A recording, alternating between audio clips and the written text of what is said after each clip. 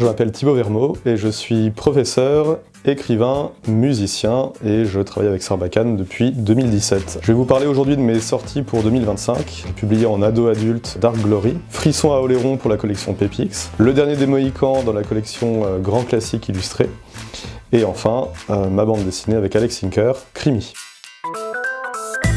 Il y a un lien entre ces différentes productions qui est celle du geste d'écriture et puis des thèmes qui se recoupent d'une production à l'autre. Depuis mon premier roman chez Sarbacane, Colorado Train, j'ai été souvent classé en littérature de genre. Et c'est vrai que la littérature de genre, ça fait partie de mes premières amours en littérature. La littérature d'horreur m'intéresse particulièrement parce qu'il s'agit d'une littérature qui questionne son époque et les comportements humains de son époque, tout en les faisant ressortir par le biais horrifique, avec des monstres, avec des comportements inhumains, avec l'arrivée du fantastique dans une vie qui tient du quotidien. Et en fait, l'arrivée du monstrueux nous permet à nous de nous demander ce qu'est la normalité, en contrebalancement. En Dark Glory, par exemple, on a affaire à un cinéaste, Michael, qui doit tourner un western sur les traces d'une sorte de serial killer qui rôde dans les montagnes rocheuses. Et se manifeste sous l'apparence d'une espèce de monstruosité, mi-humaine, mi-chamanique, en réalité. Du côté de Crimi, on a également affaire à un cinéaste, Fritz Lang, qui est amené par l'inspecteur Leman à filmer le comportement d'un tueur d'enfants et le comportement de la pègre de toute une ville. Dans Frisson à Oléron, on a une bande de jeunes gens qui ont trouvé une carte au trésor et qui sont conduits vers une espèce de bâtisse, d'ancien manoir, qui est habité par une sorte de présence fantomatique qui sort des miroirs et qui leur fait vivre 1000 tourments.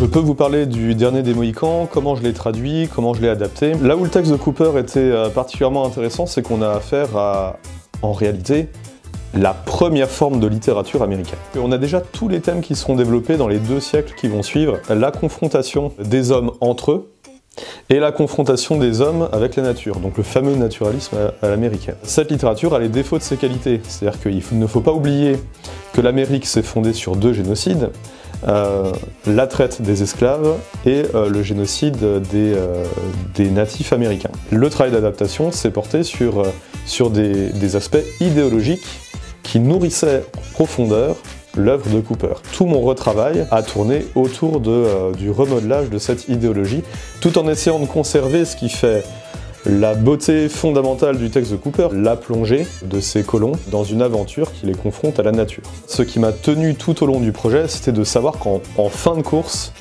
j'allais travailler avec Frédéric Pillot, l'illustrateur, qui a mis en lumière tout cet aspect de la petitesse humaine dans une certaine mesure, avec cette nature foisonnante, gigantesque de la côte est américaine. Ce qui me porte en tant qu'auteur, c'est d'abord l'obsession de raconter des histoires. S'il y a une chose à retenir de ma pratique de l'écriture, c'est qu'en fait, en écrivant, j'ai le sentiment que je dis aux autres, vous aussi vous pouvez le faire. L'idée que n'importe qui en réalité, avec du travail, de la constance et de la volonté, peut le faire.